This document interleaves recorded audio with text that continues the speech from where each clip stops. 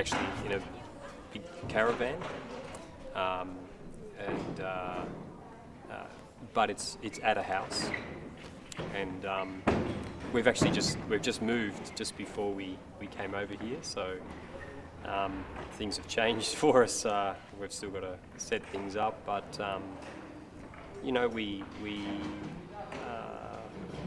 try to eat quite well, and we try to I guess have a small footprint, have a low impact on our environment. We commute around. We travel from place to place locally with bicycle. We don't have a car, and of course we practice. We have to train. I started training with an old Australian acrobat when I was 11. I think I was 11 years old, and I was a part of a children's circus, a small children's circus, and quite early I decided that that's what I wanted to do, and then I started to do performances, not just in the children's circus, but outside of that when I was 14 or 15, and then a very big influence on me was when I was 18 or 19. I met an older Russian acrobat, and he became my master, and so then I trained very seriously with him as my mentor for quite some time. I just started doing acrobatics when I was about 20, and then when I was 25 I took up trapeze, and I was a swinging trapeze artist for a long time. I've given that up in the last couple of years, but yeah, that's my training. I started as an adult. Well, of course we have, some principles. In fact, we have a lot of ideas about what's the right thing to do.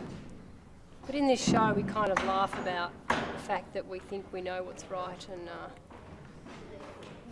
that we reckon we know what everyone else should be doing, and we have a bit of a laugh about being these kind of people who have strong ideas, who want to get everyone else to think the same way as us. So yeah, we do have principles, but in the context of this show, we sort of laugh about that fact that we are out there trying to tell people what to do. We do believe in the things that we're representing in the show. We truly do believe them, but we recognise that it's funny that we're telling other people that they should believe them. But we do believe that they should believe them. It's just that we know that it's a bit wrong to think that you know what's best for other people.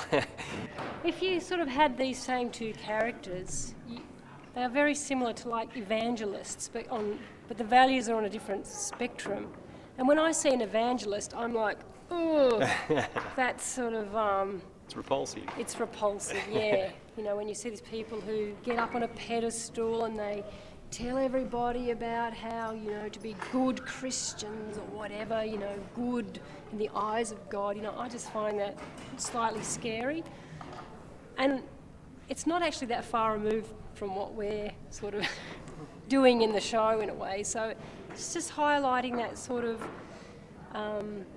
dangerous territory you can go in, I guess, where, when you're telling people what to do, it could be positive, but it could possibly be negative as well. You need to take care.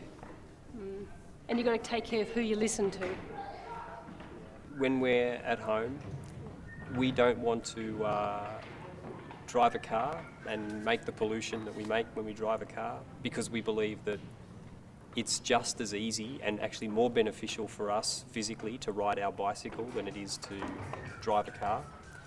It's better for the environment. Keeps us more independent. It's better for... autonomous. Yeah, and it's better socially as well. Actually, when you're riding bicycles, you can smile at other people, and we're all more in contact with one another.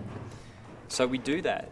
But then So we kind of maybe feel good about the fact that we're not wasting a fuel resource and creating more carbon into the atmosphere from using a vehicle. But then we hop on an aeroplane and we come over to Brazil to do the performance, and that's a whole lot of fuel that's used to transport us. So again, it's a dichotomy. I personally like it if after we did our show everybody turned around and went, we're not going to put up with greed anymore.